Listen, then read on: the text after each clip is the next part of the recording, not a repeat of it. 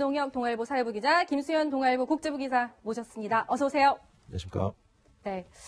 지난 한 주 한반도 그리고 동북아시아를 뜨겁게 달궜던 트럼프의 동아시아 순방, 참 그 뒷이야기도 만만치 않은데요. 그런데 말입니다. 모든 이들의 이목이 집중된 한국에 도착하자마자 트럼프 대통령 부부가 보여줬던 모습이 아직까지 화제를 모으고 있습니다. 관련한 영상 보고 돌아오겠습니다.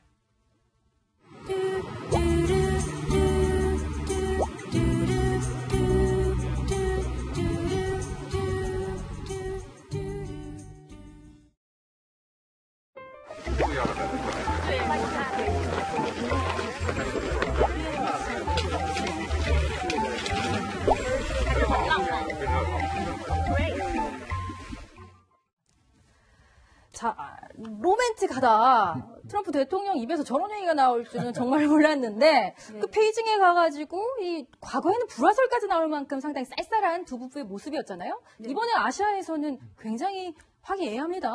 예, 그렇습니다. 그 부부인데 그냥 어떻게 보면은 헤어질 때 잠깐 입맞춤을 하거나 손을 잡고 다니는 모습이 평범해 보이는데 왜 저게 화제가 됐느냐.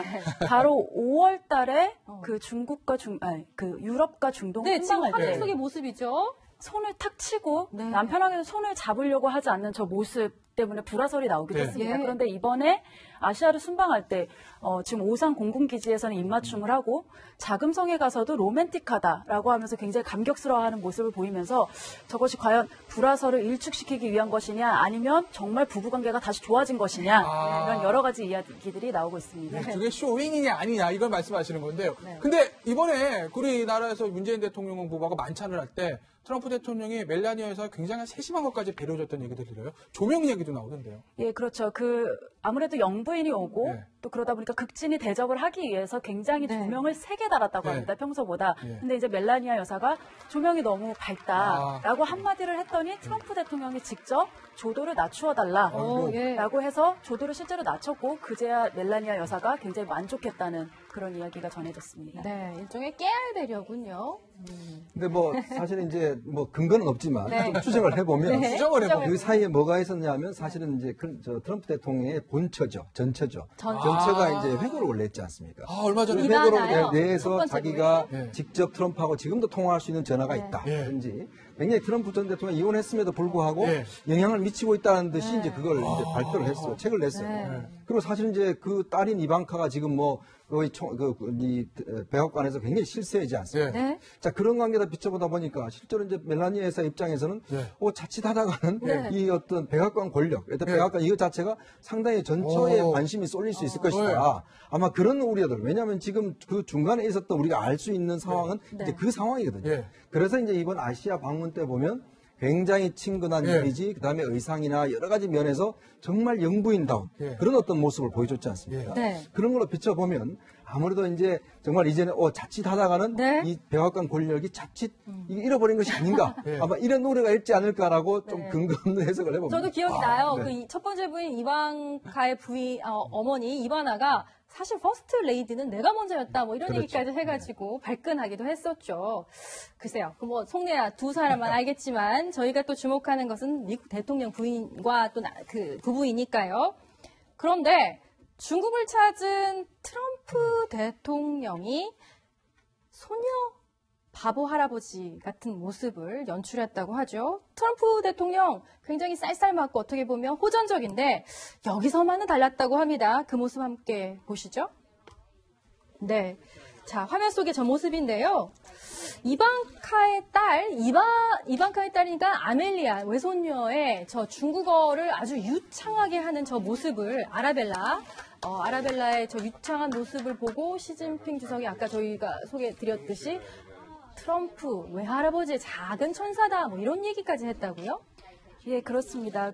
저도 저 영상을 보고 당시 저 영상을 볼 때 중국어를 전공한 사람과 하필 함께 있었어요. 근데 그러더니 하루 이틀 연습한 중국어가 아니다. 아니다. 실제로 들어보니 16개월 때부터 그 화교 출신인 보모가 네. 아이를 키워줬고 굉장히 중국어를 유창하게 하고 그래서 지금 저 태블릿 PC를 통해서 여러 가지 뭐 영상을 보여줬는데 그 중에는 중국어 노래도 있었고 중국 아이들에게 문자를 가르칠 때 쓴다고 하는 교과서 삼자경 이런 것들을 읊는 장면도 시진핑 주석에게 직접 보여줬다고 합니다. 예, 일단 그 트럼프 대통령의 외손녀가 했다는 그 중국어 노래 화제의 장면인데요. 한번 보시고 돌아와서 얘기 다시 나누시죠. 爷爷你好，彭奶奶你好，大家好，让我唱一个首歌吧。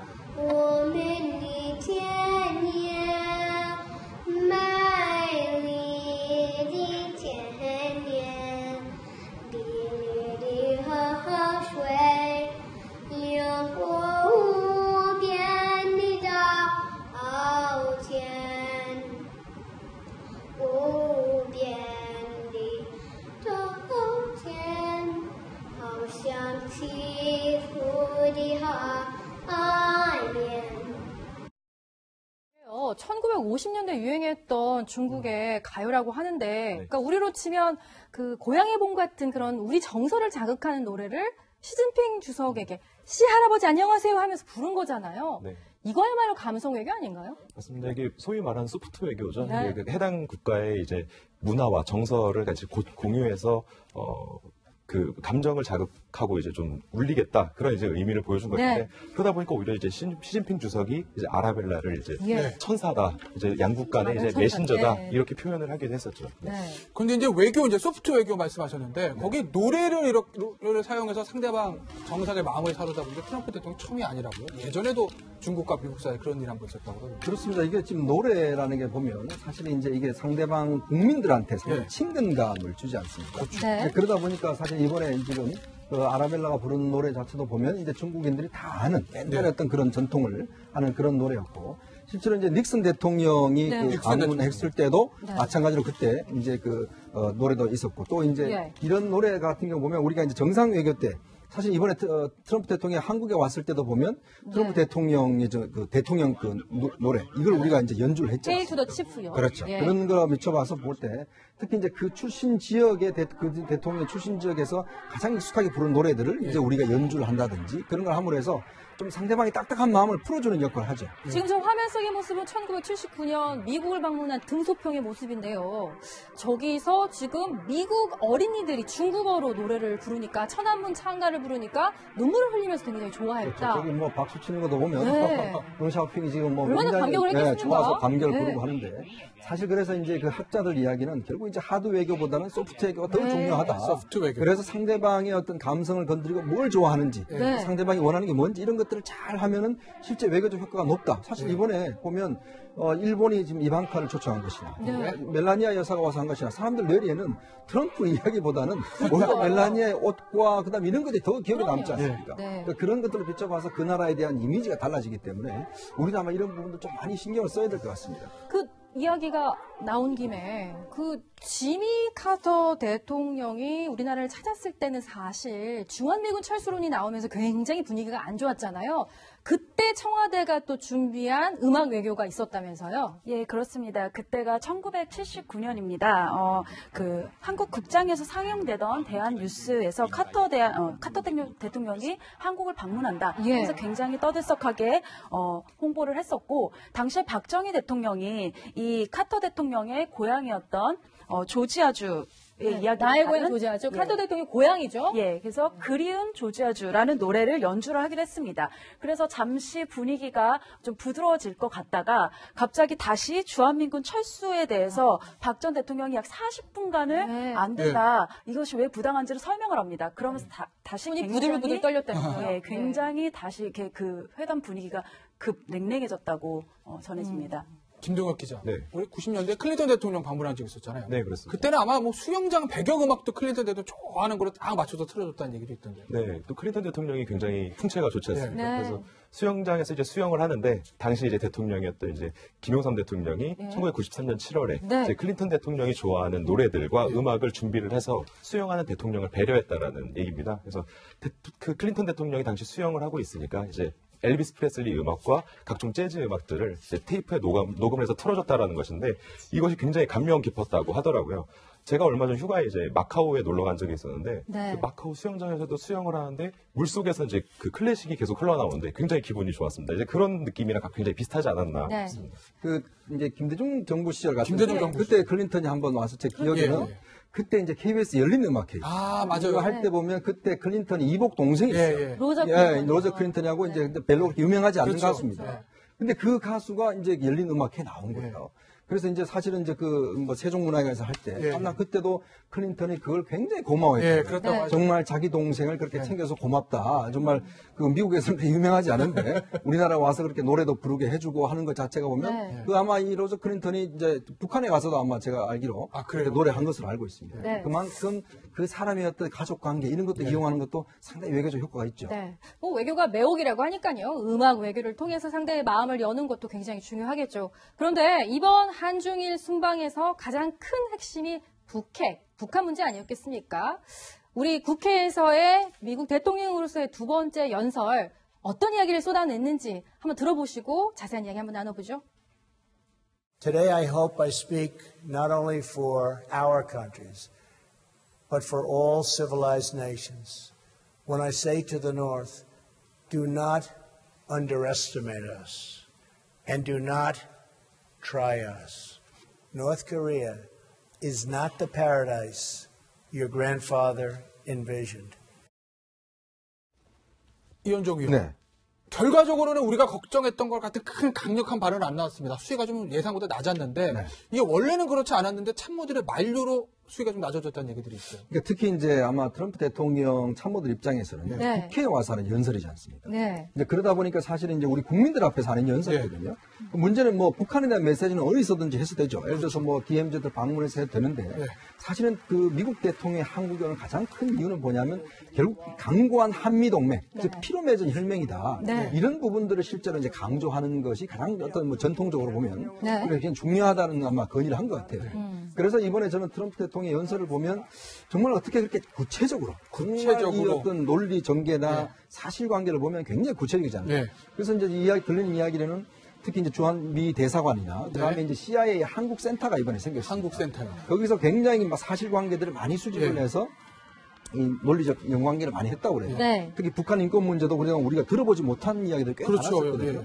그리고 한미 관계도 보면 굉장히 구체적인 어떤 팩트들이 많이 있습니다.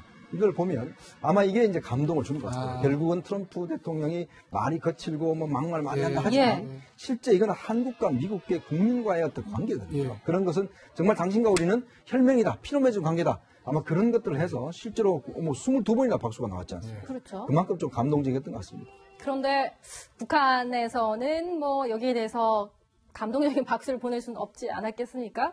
북한에서 나온 북한 사람들의 반응 한번 들어보시죠. That's absurd, says housewife Ri Young-hee. The reality here is very different. We're leading a happy life, and we enjoy exclusive rights.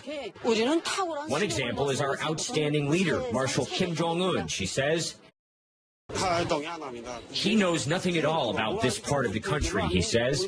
Here we have free education, housing, medical care. Ri. 김수영 기자, 북한 주민들의 반응은 역시 우리가 예상했던 때 굉장히 거칩니다. 트럼프 대통령에 대한 연설에 대해서요. 예, 그렇습니다. 아무래도 그 표현 중에서 당신들이 사는 곳이 낙원이 아니다. 그 지옥이라는 또 단어까지 들어갑니다. 그러다 보니까 굉장히 불만스럽고 이 수령님이 마련해 주신 이 좋은 국가를 그렇게 모독한 거에 대해서 굉장한 불만을 표현한 것을 저 방송을 통해서 볼 수 있습니다. 그렇군요. 이런 거친 표현이 있었지만 그럼에도 불구하고 구체적인 어떤 대북 해법은 또 제안하지 못했다 이런 발언들이 나오는데요. 거기에 대한 어떤 배경이랄까? 조금 분위기랄까? 오늘요. 트럼프 대통령이 굉장히 묘한 트위트를 SNS에 올렸죠. 내용인즉슨 이렇습니다. 아니 나는 김정은에게 자꾸 뚱뚱하다고 얘기하지 않는데 왜 나에 대해서 김정은은 늙었다고 모욕하는지 알 수가 없다. 나는 그의 친구가 되고 싶다. 아니 갑자기 뭐 북한을 완전히 전멸시킬 수 있다. 뭐 유엔에서 얘기했던 트럼프 대통령이 갑자기 친구가 되자고 하는 거 뭔가 지금 물밑에서 분주한 건가요? 일단 지금 오늘 그 동해상에서는 미 항모 세대가 지금 와서 한미 합동훈련하고 있습니다. 네. 사실 이 항모가 세대 온다는 것은 굉장히 이례적인 일입니다. 예전에 프레볼로 사건이라든지 도끼마네 사건 때 그때 왔었고 사실 이게 세대가 온다는 것은 거의 전쟁 임박하다는 그런 신호거든요.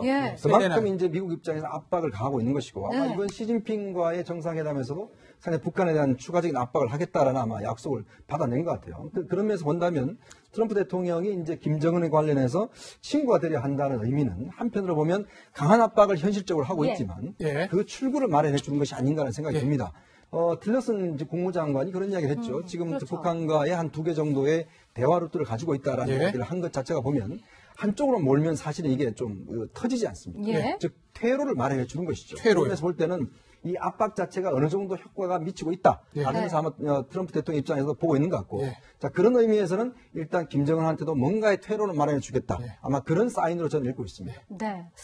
얼마 전에 조셉 윤 미국 국무부 대북정책 특별대표 그러니까 미국에서 북한 정책을 담당하는 실무진이 이런 얘기를 했다고 하죠. 북한이 60일 동안 핵미사일 실험 안 하면 중단하면 미국이 북한과 직접 대화를 재개할 필요가 있다는 신호다. 이런 얘기를 했다고 하는데 글쎄요. 그 60일이 되는 게 11월 14일이라고 합니다. 북한이 과연 도발을 할지 아니면 14일까지 조용히 도발하지 않고 있다가 또 대화의 문을 열지 저희도 예의주시하고 14일을 한번 지켜보겠습니다. 오늘 두 분 말씀 감사드립니다.